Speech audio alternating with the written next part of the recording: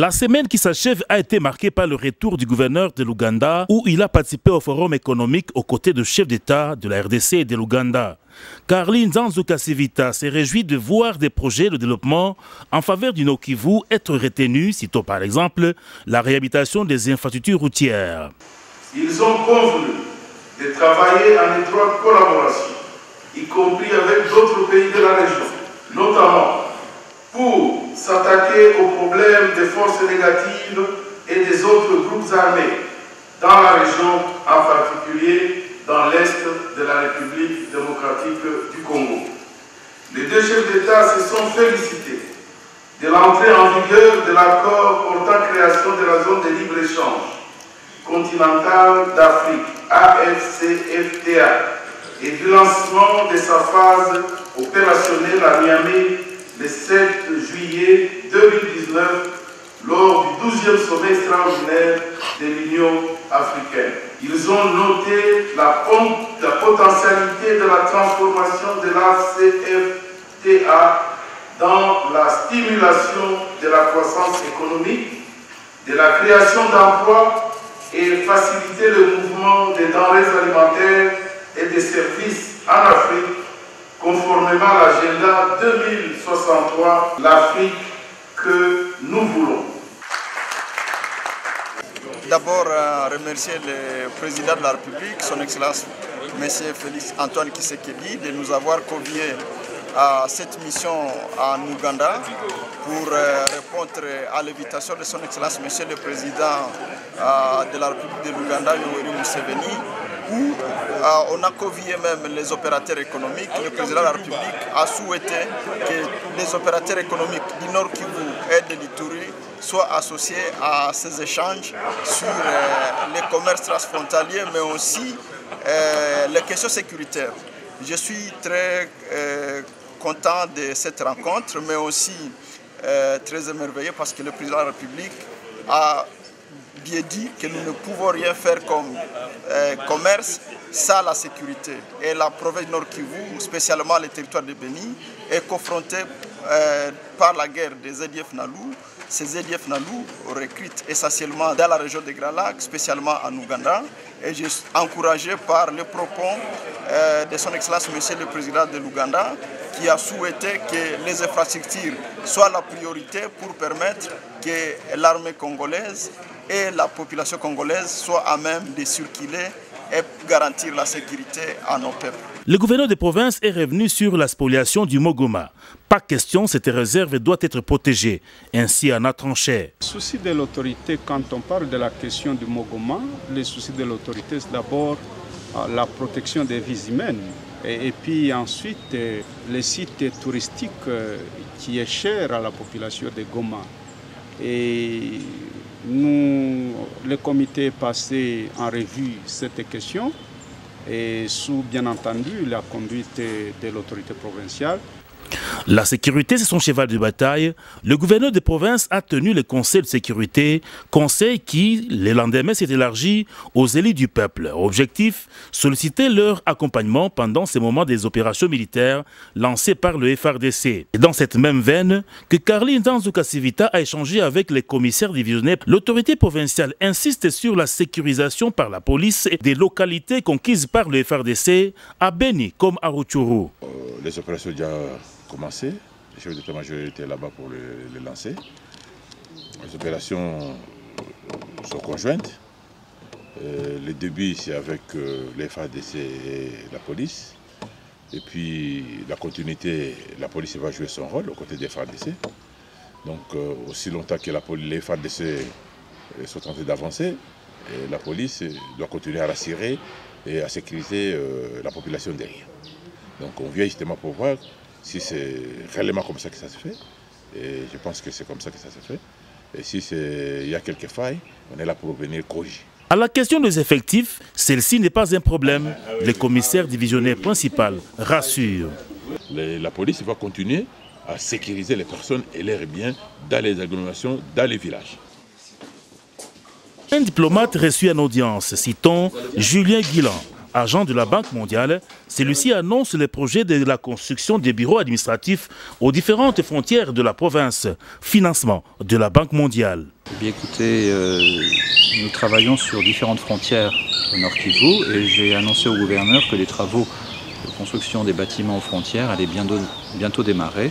On peut espérer un démarrage du projet, en tout cas des infrastructures, au courant décembre, au pire en janvier. Et donc, très rapidement, les frontières à Bunagana, Kasindi et Petite Barrière devraient avoir des bâtiments dignes de ce nom, avec des agents qui soient installés dans des bonnes conditions, qui puissent recevoir les petits commerçants qui font le transit quotidien dans de meilleures façons. Ce qui permettra aux officiels du gouvernement, c'est de frontières, de travailler correctement et aux petits commerçants de faire leur business de façon régulière sans subir les tracasseries et les désagréments causés par les infrastructures actuelles. Plusieurs questions ont été abordées au cours du Conseil des ministres. Le porte-parole du gouvernement est revenu sur les condensés. Jean Bosco Sebichimbo précise. S'agissant de la situation sécuritaire, le gouverneur de province a salué le déclenchement des opérations de grande envergure menées par les FARDC contre les ADF en territoire de Béni. Il a loué les prouesses de nos forces loyalistes qui ont réussi à neutraliser un commandant FDLR du nom de Moussa Bimana Jean-Michel en territoire de Rutshuru. L'Union de la presse du Congo, section du Nord Kivu, a franchi, tard dans la soirée, de ce vendredi le portail du gouvernorat pour échanger avec le numéro 1 de la province au sujet de difficultés que rencontrent les hommes de médias. Rosalie Zawadi Massika, à la tête de la délégation des membres de l'UNPC, section du Nord Kivu, a reçu la franche assurance du gouverneur qui promet son soutien. Le gouverneur exhorte la remise de l'ordre dans ce secteur de médias. Recommandation que la présidente de l'UNPC promet de mettre en application. Nous avons demandé au gouverneur que par rapport au dernier rapport des GED, la province du Nord Kivu n'a pas été très bien positionnée et nous souhaitons qu'au Nord Kivu, la province soit mieux classée sur le plan liberté de la presse. Il nous a garanti qu'il va œuvrer pour la liberté de la presse au Nord Kivu, qu'il va tout faire pour que le gouvernement provincial ne puisse pas être impliqué dans, je ne sais pas, dans l'arrestation des journalistes. Ça, il l'a garanti. Mais il attend de la presse une responsabilité. Il demande aux journalistes d'être responsables, de faire leur travail, d'aider la population à travers l'éducation civique, par exemple, de rendre la population responsable, d'aider la population à comprendre son rôle dans la sécurité collective et que les journalistes puissent surtout s'intéresser aux questions sociales. Une autre question des plaidoyers que nous avons présentée à l'autorité provinciale, c'était celle de l'appui du gouvernement provincial aux médias. Nous savons tous dans quelles conditions travaillent les médias en province et il a promis, dans la mesure de ses moyens, d'appuyer la presse au Nord Kivu de temps en temps.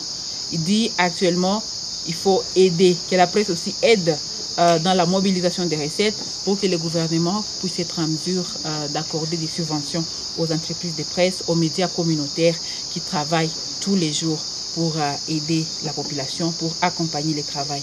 Ce samedi, Caroline Nzanzu-Kasivita a reçu l'hôte de marque. Il s'agit là du ministre suédois de la coopération internationale au développement. Qu'est-ce que le gouverneur peut attendre de la Suède? Peter Eriksson l'a dit aux sorties de l'audience. Nous parlons que développement, santé et la sécurité de part de la pays. I work together with WHO and UNICEF, and for example, we were yesterday visiting a village with a programme for both health, education. On travaille avec les organisations OMS et aussi l'UNICEF. Hier, on a visité un programme avec UNICEF où on avait travaillé avec la santé, l'éducation et aussi la réintégration des personnes qui ont été dans les groupes armés.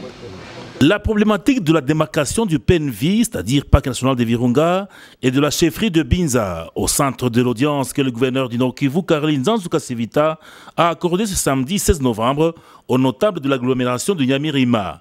Conduite par l'honorable Eline Zahani, élu du territoire de Rutshuru, cette délégation est venue solliciter auprès de l'autorité provinciale son implication totale pour obtenir la démarcation participative du parc national des Virunga. Son Excellence, Monsieur le gouverneur de province, venait de nous recevoir. C'est une délégation qui est venue de Nyamilima, à groupement de Binja, chefferie de Bouicha, à territoire de Rutshuru. C'est suite aux alertes que nous sommes en train de recevoir, qu'il y a une démarcation, il y a une destruction de culture, il y a des conflits qui opposent l'ICSN aux agriculteurs de la contrée. Et c'est dans ce cadre-là que la délégation est venue pour partager avec son Excellence, Monsieur le gouverneur, et solliciter à ce que cette délimitation ou cette démarcation soit vraiment participative. Parce que une partie de la population serait vers les écosystèmes d'Ipenvi et l'ICSN aussi serait vers les exploitations de la population. C'est dans ce cadre-là que son Excellence, Monsieur le gouverneur, venait de nous recevoir pour voir dans quelle mesure on peut procéder à une délimitation participative pour remettre la population dans ses droits. Les journalistes, nous avons été accueillis par son Excellence, Monsieur le gouverneur de province. C'était pour une question qui fait rage dans le groupement de Binza. C'est par rapport à la démarcation des champs au niveau de la chefferie qui s'oppose avec les autorités de l'ICSN. La société civile, nous, de notre part, nous sommes un peu satisfaits puisque le gouverneur vient de nous rassurer que ce lundi, il aura une assise avec les autorités de l'ICSN pour asseoir les mesures d'une démarcation qui est participative. Et donc, si la population se sent appartenir à cette démarcation, nous, de notre part, on sera vraiment aisés. Bouclons la semaine par la délégation des Nations Unies au Congo qui a rencontré les gouverneurs. Au menu, les processus de désécurisation et de stabilisation de la province du Nord Kivu. Bouclons ce magazine La Semaine du gouverneur par l'entretien de Mme Leila Zerugui, représentante du secrétaire général des Nations Unies avec les gouverneurs. L'hôte de Caroline Nzanzu Kasivita vient de boucler sa mission dans la partie sud de la province du Nord Kivu, principalement à Pinga, Nyanzale et Kichanga. J'ai eu l'opportunité de visiter Nyanzale, Kichanga, mais aussi Pinga. Et donc je reviens avec des sentiments partagés. Donc il y a des zones où je vois que les gens focalisent sur le développement, ce qui veut dire que la sécurité s'est un peu améliorée. Et il y a des zones où la situation sécuritaire est toujours préoccupante.